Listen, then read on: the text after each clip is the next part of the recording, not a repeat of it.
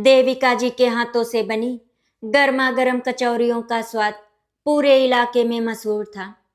बड़ी बहू अर्पिता कई सालों से अपनी सास का हाथ बटाती थी, लेकिन छोटी बहू प्राची के आने के बाद घर में एक नई रौनक आ गई।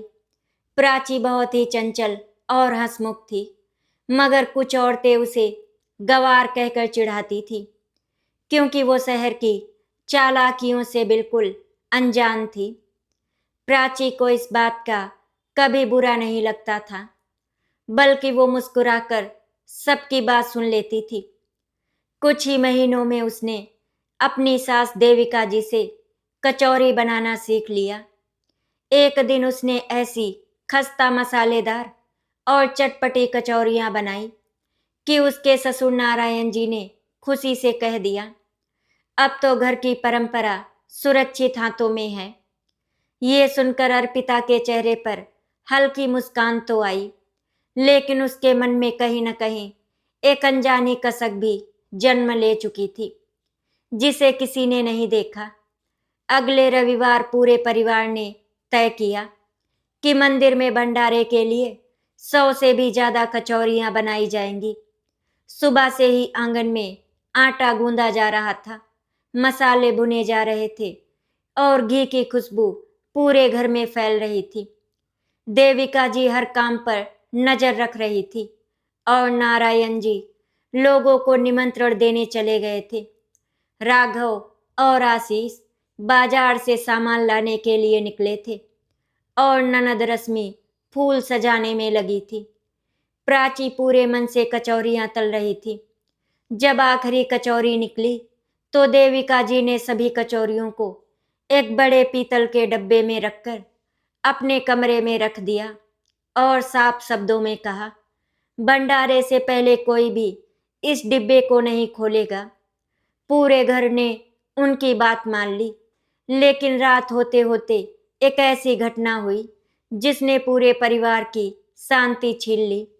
सुबह जब डिब्बा खोला गया तो उसमें मुश्किल से 50 कचौरियां बची थी। 50 चटपटी कचौरियां बिना कोई निशान छोड़े गायब हो चुकी थी। देविका जी के हाथ कांपने लगे। नारायण जी हैरानी से एक दूसरे का चेहरा देखने लगे और राघव ने तुरंत पूरे घर की तलाशी शुरू कर दी। आशीष को विश्वास ही नहीं हो रहा था कि उनके घर में कोई चोरी कर सकता है।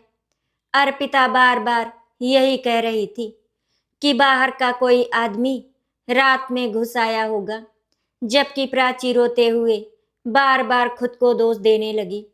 शायद उसने डिब्बा ठीक से बंद नहीं किया होगा। रश्मि ने धीरे से कहा, कमरे का दरवाजा तो अंदर से बंद था और खिड़कियां भी सुरक्षित थी, फिर कोई आया कैसे? ये सवाल पूरे परिवार के सामने पहाड़ बनकर खड़ा हो गया। नारायण जी ने गुस्से में किसी पर आरोप लगाने से मना कर दिया और कहा, जब तक सच्चाई सामने ना आ जाए कोई किसी पर शक नहीं करेगा। लेकिन परिवार के हर सदस्य के मन में एक अलग कहानी चल रही थी और उन्हीं अनकहे शक के बीच प्राची की आंखों में आंसू भर आए। उसे लग रहा था कि उसकी बनाई कचौरियों के साथ घर का विश्वास भी कहीं खो गया है। उसी शाम प्राची आंगन साफ कर रही थी कि उसकी नजर मिट्टी पर पड़े एक छोटे से लाल धागे पर गई। वो बिल्कुल वैसा ही धागा था जैसा रसोई में रखे पुराने कपड़े पर बंधा रहता था, लेकिन वो धागा देविका जी के कमरे की खिड़की के नीचे कैसे पहुंचा, ये किसी की समझ में नहीं आया। प्राची ने चुपचाप वो धागा अपनी मुट्ठी में रख लिया और किसी से कुछ नहीं कहा। रात को जब सब लोग सो गए तो उसे हल्की सी खटर पटर की आवाज सुनाई दी। उसने धीरे से दरवाजा खोला तो अंधेरे में एक परछाई रसोई की ओर जाती दिखाई दी। प्राची डरते हुए उसके पीछे चली, मगर जैसे ही वो रसोई के दरवाजे तक पहुंची, परछाई अचानक गायब हो गई। वहां सिर्फ एक खाली थाली रखी थी, जिस पर चटपटी कचौरियों के मसाले की खुशबू अब भी ताजा थी। उसी थाली के नीचे एक मुड़ा हुआ कागज दबा था, जिस पर सिर्फ 5 शब्द लिखे थे, चोरी मजबूरी थी, लालच नहीं। सुबह होते ही प्राची ने वो कागज अपनी सास देविका जी के हाथ में रख दिया। देविका जी ने लिखे हुए शब्द पढ़े तो उनके चेहरे पर चिंता की गहरी लकीरें उभर आई। उन्होंने तुरंत नारायण, राघव, आशीष, अर्पिता और रश्मि को आंगन में बुला लिया। सबकी निगाहें उस छोटे से कागज पर टिक गई। राघव का मानना था कि ये किसी चोर की चाल है ताकि परिवार उसका पीछा ना करे, जबकि आशीष को विश्वास था कि जो व्यक्ति मजबूरी का जिक्र कर रहा है वो शायद घर का दुश्मन नहीं हो सकता। अर्पिता बार बार यही दोहरा रही थी कि अब पुलिस को खबर कर देनी चाहिए, लेकिन नारायण जी ने शांत स्वर में कहा, जब तक पूरा सच सामने न आ जाए किसी बाहरी व्यक्ति को घर की बात नहीं बताई जाएगी। प्राची चुपचाप सबकी बातें सुन रही थी। उसके मन में बार बार वही लाल धागा और रात की परछाई घूम रही थी। उसे लग रहा था कि इस रहस्य की डोर बहुत करीब है, बस कोई एक छोटी सी कड़ी अभी बाकी है। दिन बीतता गया मगर घर का माहौल पहले जैसा नहीं रहा। देविका जी ने दोबारा कचौरियां बनाने का निर्णय लिया ताकि अगले दिन गांव के विद्यालय में होने वाले भोजन कार्यक्रम में उन्हें भेजा जा सके। इस बार उन्होंने खुद मसाला तैयार किया और प्राची को अपने साथ हर कदम पर रखा। अर्पिता भी रसोई में मौजूद थी, लेकिन वो असामान्य रूप से शांत दिखाई दे रही थी। रश्मि ने कई बार उससे बात करने की कोशिश की, पर वो हर बार मुस्कुराकर बात टाल देती। शाम तक फिर से ढेर सारी गर्मा गर्म चटपटी कचौरियां तैयार हो गई। इस बार उन्हें देविका जी ने कमरे में रखने के बजाय पूरे परिवार के सामने आंगन के बीच रखे बड़े संदूक में रखा और उसकी चाबी अपने आंचल में बांध ली। सभी को विश्वास था कि अब कोई चोरी नहीं हो सकती, लेकिन रात के दूसरे पहर अचानक घर के पिछवाड़े से किसी बर्तन के गिरने की आवाज आई। सब लोग घबरा कर बाहर भागे। वहां कोई नहीं था, लेकिन जब वापस आंगन में पहुंचे तो देखा कि संदूक बंद था, ताला भी सुरक्षित था। फिर भी उसके पास मिट्टी पर घी की कुछ ताजी बूंदें और छोटे छोटे पैरों के निशान बने हुए थे। वे निशान किसी बच्चे के लग रहे थे, लेकिन उस समय पूरे घर में कोई बच्चा मौजूद नहीं था। अगली सुबह प्राची अकेले उन निशानों का पीछा करते हुए घर के पीछे वाले पुराने आम के बगीचे तक पहुंच गई।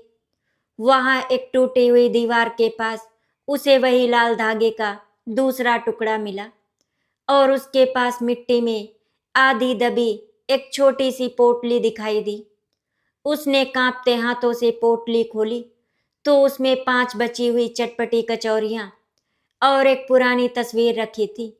तस्वीर में एक गरीब बुजुर्ग महिला 2 छोटे बच्चों के साथ मुस्कुरा रही थी और पीछे लिखा था, माँ जब भी भूख लगेगी तुम्हारी बनाई कचौरियां हमें हिम्मत देंगी। ये देखकर प्राची की आंखें भर आई। तभी पीछे से किसी के तेज कदमों की आहट सुनाई दी। उसने मुड़कर देखा तो एक बूढ़ा आदमी घबराया हुआ खड़ा था। उसकी आंखों में डर भी था और दर्द भी। वो कुछ बोलना चाहता था, लेकिन तभी दूर से नारायण जी की आवाज सुनाई दी। बूढ़ा आदमी जल्दी से पीछे हट गया और जाते जाते सिर्फ इतना कह पाया, अगर सच जानना है तो आज रात किसी पर भरोसा मत करना, अपने घर वालों पर भी नहीं। उस एक वाक्य ने प्राची के मन में ऐसा तूफान खड़ा कर दिया कि वो पूरे दिन किसी से नजरें नहीं मिला सकी। उसे पहली बार लगा कि कचौरियों की ये साधारण सी चोरी किसी भूखे इंसान की कहानी भर नहीं, बल्कि परिवार के भीतर छिपे ऐसे रहस्य से जुड़ी है जो वर्षों से उसकी आंखों के सामने थी, लेकिन किसी ने देखा नहीं। शाम को जब पूरा परिवार एक साथ बैठा था, तभी देविका जी ने अचानक अपनी पुरानी लोहे की अलमारी खोली। अगले ही पल उनके मुंह से चीख निकल गई, क्योंकि कचौरियों के साथ रखा गया उनका सबसे कीमती पारिवारिक गहना, पीढ़ियों से चली आ रही सोने की पायल भी रहस्यमय तरीके से गायब हो चुकी थी। देविका जी की चीख सुनते ही पूरा घर अलमारी के सामने इकट्ठा हो गया। उनकी आंखों से लगातार आंसू बह रहे थे। वो सोने की पायल केवल एक गहना नहीं थी, बल्कि हमारे परिवार की विरासत थी, जिसे हर पीढ़ी की बड़ी बहू को सौंपा जाता था। नारायण जी ने कांपते हाथों से अलमारी को दोबारा देखा। ताला टूटा नहीं था, चाबी देविका के पास ही थी और कमरे की खिड़की भी भीतर से बंद थी। राघव का चेहरा गुस्से से लाल हो गया। उसने पहली बार ऊंची आवाज में कहा, अब ये सिर्फ कचौरियों की चोरी नहीं रही, बल्कि घर की इज्जत पर हमला है। आशीष ने अपने बड़े भाई को शांत करने की कोशिश की, लेकिन उसका अपना मन भी बेचैन था। अर्पिता चुपचाप एक कोने में खड़ी थी और बार बार अपने आंचल से पसीना पोंछ रही थी। रश्मि सबको संभालने का प्रयास कर रही थी, जबकि प्राची की निगाहें अलमारी के नीचे गिरे हुए एक छोटे से कागज पर टिक गईं। उसने धीरे से उसे उठाया और देखा। उस पर केवल एक पंक्ति लिखी थी, जिस चीज की असली कीमत प्यार हो, उसे सोने में मत तौलो। ये पढ़कर उसके मन में और भी सवाल पैदा हो गए। उस रात नारायण जी ने निर्णय लिया कि पूरा परिवार एक ही आंगन में सोएगा, ताकि कोई भी अकेला ना रहे। देविका जी ने अपने हाथों से सबको खाना परोसा, लेकिन घर में किसी ने भरपेट भोजन नहीं किया। आधी रात के बाद अचानक रसोई से बर्तनों की हल्की आवाज सुनाई दी। इस बार प्राची ने बिना किसी को जगाए धीरे धीरे उस ओर कदम बढ़ाए। रसोई का दरवाजा आधा खुला था और अंदर मिट्टी के चूल्हे के पास एक दुबली पतली वृद्ध महिला बैठी थी। उसके सामने वही चटपटी कचौरियां रखी थी और वो उन्हें छोटे छोटे टुकड़ों में बांटकर अपनी पोटली में रख रही थी। प्राची ने डरते हुए पूछा, आप कौन हैं? वृद्ध महिला ने सिर उठाया तो उसकी आंखों में आंसू थे। उसने कांपती आवाज में कहा, मैं चोर नहीं हूं बेटी, मैं सिर्फ एक माँ हूं। इतने में पीछे से आहट हुई और वो महिला घबराकर पिछवाड़े की ओर भाग गई। प्राची भी उनके पीछे दौड़ी, लेकिन बाहर पहुंचते ही वो अंधेरे में गायब हो चुकी थी। जमीन पर केवल एक कपड़े की थैली पड़ी थी, जिसमें आधी बची हुई कचौरियां और बच्चों के 2 पुराने खिलौने रखे थे। सुबह होते ही प्राची ने वो थैली नारायण जी और देविका जी को दिखाई। थैली देखते ही नारायण जी कुछ पल के लिए बिल्कुल शांत हो गए। उनके चेहरे का रंग बदल गया और उन्होंने थैली को अपने सीने से लगा लिया। देविका जी हैरानी से उन्हें देखने लगी। राघव और आशीष को समझ नहीं आया कि आखिर एक साधारण सी थैली देखकर पिता इतने भावुक क्यों हो गए। बहुत देर तक चुप रहने के बाद नारायण जी ने धीमे स्वर में बताया कि कई वर्ष पहले उनके एक घनिष्ठ मित्र की अचानक मृत्यु हो गई थी। उनके पीछे उनकी पत्नी और 2 छोटे बच्चे अकेले रह गए थे। नारायण जी ने कई महीनों तक उनकी मदद की, लेकिन एक दिन वो परिवार बिना किसी को बताए गांव छोड़कर चला गया। जाते समय उस महिला ने यही कपड़े की थैली नारायण जी को भेंट की थी और कहा था, जब कभी वो लौटेगी तो इसी थैली से अपनी पहचान बताएगी।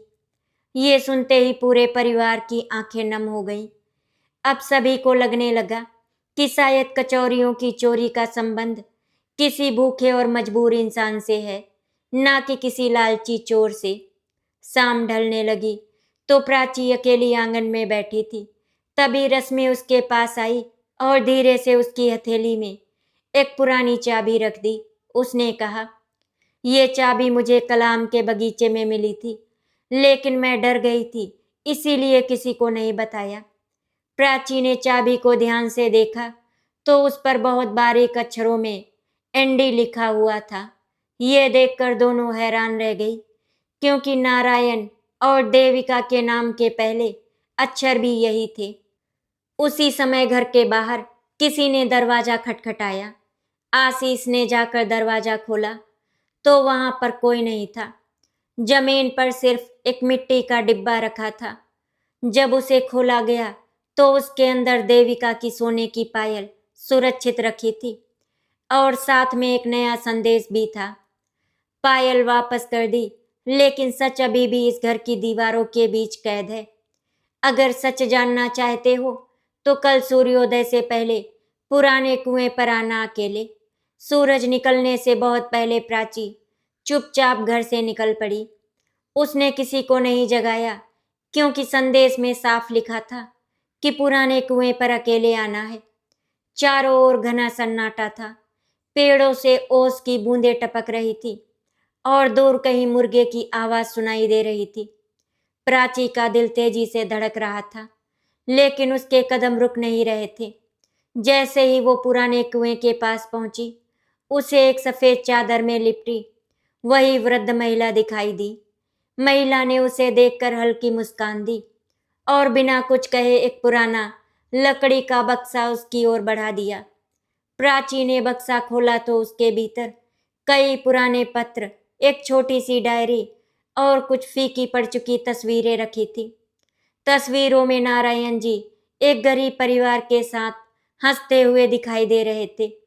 डायरी के पहले पन्ने पर लिखा था, जिस दिन इस घर में विश्वास टूटने लगे उस दिन ये सच सामने लाना।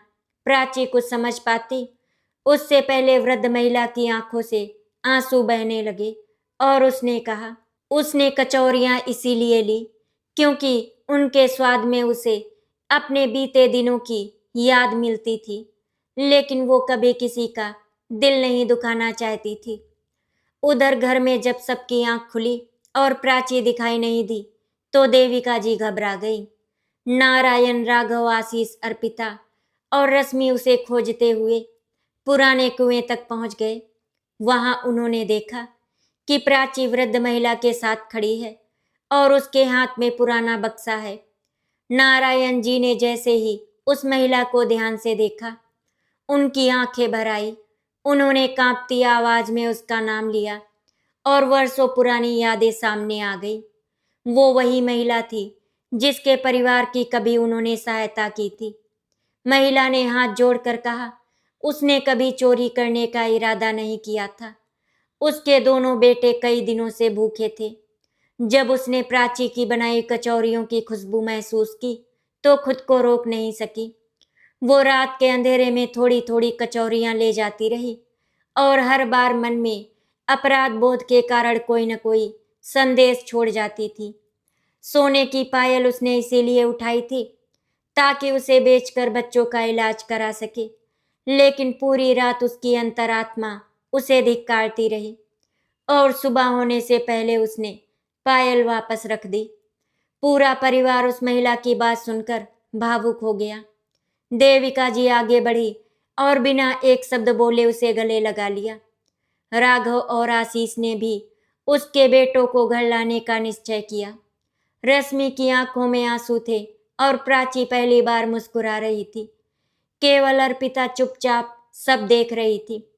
तभी प्राची की नजर बक्से में रखे एक पत्र पर पड़ी। उसने पत्र खोलकर पढ़ना शुरू किया तो उसके चेहरे का रंग बदल गया। पत्र में लिखा था कि वर्षों पहले नारायण जी ने उस महिला के परिवार की मदद के लिए अपनी खेती का एक हिस्सा बेच दिया था, लेकिन ये बात उन्होंने किसी को नहीं बताई क्योंकि उन्हें डर था कि परिवार वाले नाराज हो जाएंगे। पत्र के अंत में एक और पंक्ति थी, अगर कभी मेरा परिवार इस त्याग को भूल जाए तो उन्हें याद दिलाना कि रिश्ते धन से नहीं रोटी बांटने से बनते हैं। ये पढ़ते ही देविका जी फूट फूट कर रोने लगी और नारायण जी की आंखें भी नम हो गईं। सब लोग वापस घर लौटने लगे, लेकिन तभी अर्पिता ने धीमी आवाज में कहा, अब मुझे भी एक सच बताना है। उसके इतना कहते ही सभी रुक गए। उसने कांपते हाथों से अपने आंचल में छिपी एक छोटी डिब्बी निकाली। उसमें वही लाल धागा रखा था जो प्राची को खिड़की के पास मिला था। अर्पिता ने आंसू भरी आंखों से स्वीकार किया कि पहली रात उसने ही प्राची की बनाई हुई कचौरियां छिपा दी थी, क्योंकि उसे डर था कि कहीं छोटी बहू की तारीफ के सामने उसकी वर्षों की मेहनत भुला ना दी जाए। लेकिन जब बाद में असली मजबूर महिला कचौरियां ले जाने लगी तो वो सच बताने की हिम्मत नहीं जुटा सकी और हर दिन अपराध बोध में जीती रही। ये स्वीकारोक्ति सुनकर पूरे परिवार में गहरा सन्नाटा छा गया। प्राची ने अर्पिता की ओर देखा। उसकी आंखों में शिकायत कम और अपनापन ज्यादा था। मगर उसी क्षण पुराने बक्से की तह से एक आखिरी बंद लिफाफा नीचे गिरा, जिस पर साफ अक्षरों में लिखा था, इसे केवल पूरे परिवार के एक साथ बैठने पर ही खोलना, क्योंकि इसके अंदर छिपा सच इस घर की किस्मत बदल देगा। शाम होते ही नारायण जी ने आंगन के बीच चौकी बिछवाई। देविका जी ने तुलसी के सामने दीपक जलाया और पूरे परिवार को अपने पास बैठने के लिए कहा। राघव, आशीष, अर्पिता, प्राची और रश्मि एक दूसरे की ओर देखते हुए चुपचाप बैठ गए। सामने वही पुराना बंद लिफाफा रखा था जिसने सबके मन में नई बेचैनी पैदा कर दी थी। नारायण जी ने कांपते हाथों से लिफाफा उठाया, लेकिन उसे खोलने से पहले उनकी आंखें भर आई। उन्होंने कहा, चाहे अंदर जो भी लिखा हो, आज के बाद इस घर में कोई बात छिपाई नहीं जाएगी। देविका ने सिर हिलाकर उनका साथ दिया और प्राची ने धीरे से लिफाफा खोल दिया। अंदर एक लंबा पत्र और एक पुराना कागज था। पत्र में लिखा था कि वर्षों पहले जिस गरीब परिवार की नारायण जी ने सहायता की थी, उसके मुखिया ने अपनी छोटी सी जमीन नारायण जी के नाम कर दी थी, लेकिन नारायण जी ने उसे कभी अपने अधिकार में नहीं लिया। उन्होंने लिखा था, यदि कभी उनके बच्चे या परिवार संकट में पड़े तो वही जमीन बेचकर उनकी मदद की जाए। पत्र के अंत में एक भावुक पंक्ति थी, जिस घर की रसोई से भूखा इंसान मुस्कुरा कर लौटे, उस घर पर भगवान जी हमेशा कृपा करते हैं। पत्र पढ़ते पढ़ते देविका जी की आंखों से आंसू टपकने लगे। राघव और आशीष को पहली बार अपने पिता के त्याग का पूरा सच पता चला। दोनों बेटे उठकर नारायण के चरणों में बैठ गए। रश्मि ने माँ का हाथ पकड़ लिया और अर्पिता सिर झुकाकर रोने लगी। उसने कांपती आवाज में कहा कि उसने अपनी गलती पर शर्मा रही है। उसने स्वीकार किया कि छोटी सी ईर्ष्या ने उसके मन की अच्छाई को ढक लिया था, और अगर समय रहते सच सामने नहीं आता तो शायद परिवार हमेशा के लिए बिखर जाता। प्राची ने बिना कुछ सोचे अर्पिता का हाथ पकड़ लिया और मुस्कुराकर कहा, एक परिवार की सबसे बड़ी ताकत माफी होती है। ये सुनते ही अर्पिता फूट फूट कर रो पड़ी और उसने सबके सामने प्राची से क्षमा मांग ली। देविका जी ने दोनों बहुओं को अपने गले से लगा लिया और आंगन में पहली बार कई दिनों बाद सुकून की हवा महसूस हुई। अगले दिन नारायण जी उस वृद्ध महिला और उसके दोनों बेटों को घर ले आए। देविका जी ने अपने हाथों से उनके लिए भोजन बनाया, लेकिन इस बार प्राची ने आग्रह किया कि पहली कचौरी वही महिला तलेगी। कांपते हाथों से उसने आटा बेलना शुरू किया। अर्पिता ने चुपचाप उसके पास बैठकर मसाला तैयार किया और प्राची ने कचौरियां तलनी शुरू कर दी। देखते ही देखते पूरा आंगन चटपटी खुशबू से भर गया। राघव और आशीष गांव के बच्चों को बुलाकर खाने के लिए बैठाने लगे। रश्मि पानी के घड़े भर रही थी और नारायण जी दूर खड़े सबको देखकर संतोष से मुस्कुरा रहे थे। जिसने भी वो कचौरी खाई उसने केवल स्वाद नहीं बल्कि उस परिवार का अपनापन महसूस किया। वृद्ध महिला की आंखों से आंसू बहते रहे, क्योंकि उसने कई वर्षों बाद सम्मान और स्नेह के साथ भोजन किया था।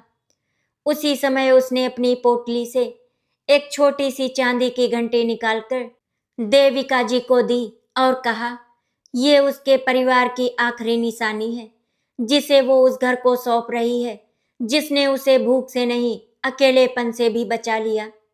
भोजन समाप्त होने के बाद पूरा परिवार आंगन में बैठा ही था। गांव के बुजुर्ग और पड़ोसी भी वहां पहुंच गए।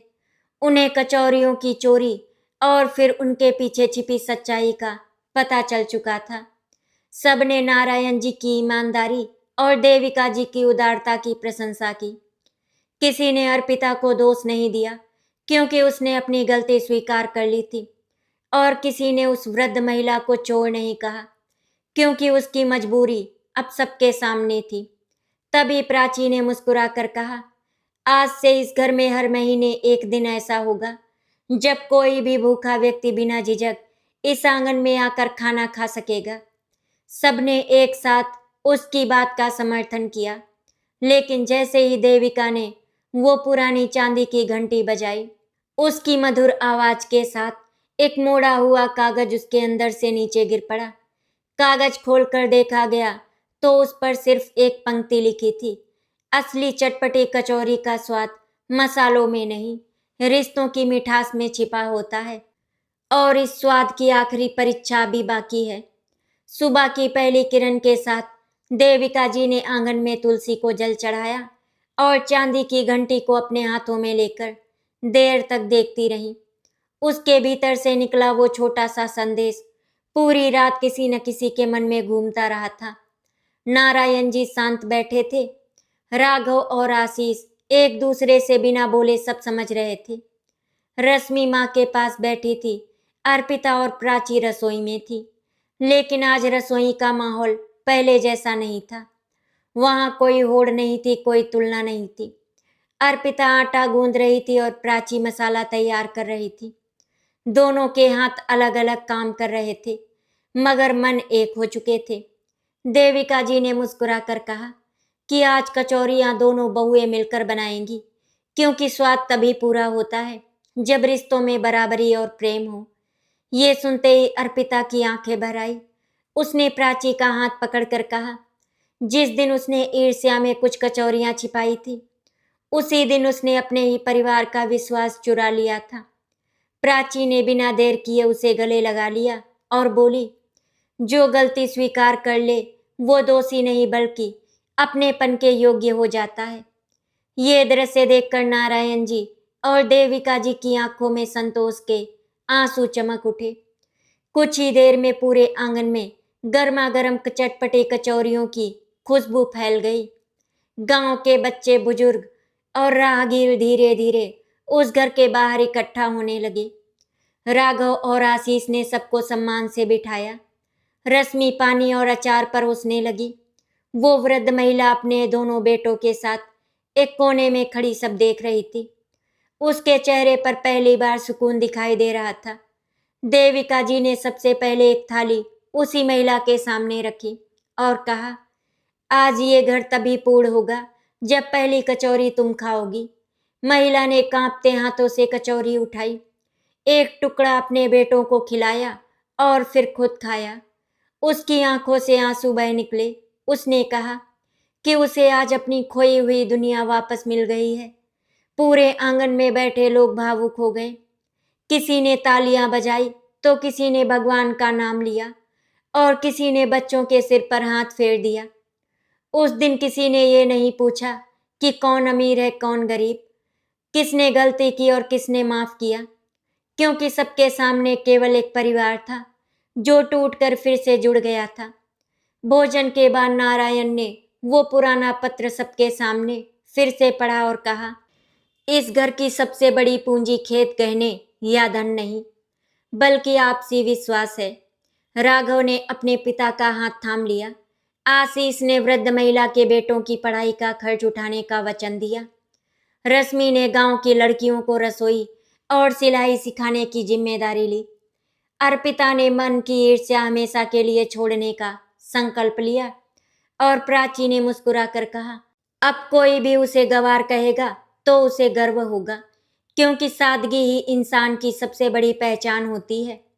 उसकी बात सुनकर पूरा आंगन हंसी से गूंज उठा और देविका जी ने दोनों बहुओं के सिर पर हाथ रखकर आशीर्वाद दिया। शाम ढलते समय जब आखिरी मेहमान भी विदा हो गए तो देविका जी ने चांदी की घंटी तुलसी के पास टांग दी।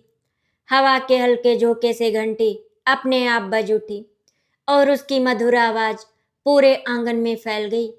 नारायण ने मुस्कुराकर कहा कि आज कचौरियों की चोरी का रहस्य खत्म नहीं हुआ, बल्कि उसने पूरे परिवार को ये सिखा दिया कि भूख केवल पेट की नहीं होती, सम्मान की भी होती है। कभी अपनापन पाने की और कभी प्रेम की।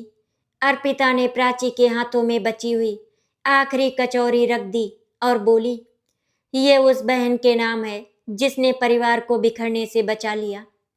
प्राची ने कचौरी को 2 हिस्सों में तोड़ा। एक हिस्सा अर्पिता को खिलाया और दूसरा खुद खाया। देविका जी और नारायण जी की मुस्कान, राघव और आशीष का गर्व, रश्मि की चमकती आंखें, वृद्ध महिला का संतोष और बच्चों की खिलखिलाहट उस आंगन में हमेशा के लिए बस गई। उस दिन के बाद गांव में जब भी किसी चटपटी कचौरी की बात होती, लोग केवल उसके स्वाद की नहीं बल्कि उस परिवार की मिसाल देते जिसने चोरी को सजा नहीं संवेदना से जवाब दिया। आशा करती हूँ आपको हमारी कहानी अच्छी लगी होगी। अगर आपको हमारी कहानी अच्छी लगी तो वीडियो को लाइक एंड शेयर करें, चैनल को सब्सक्राइब करें। वीडियो देखने के लिए आप सभी का बहुत बहुत धन्यवाद।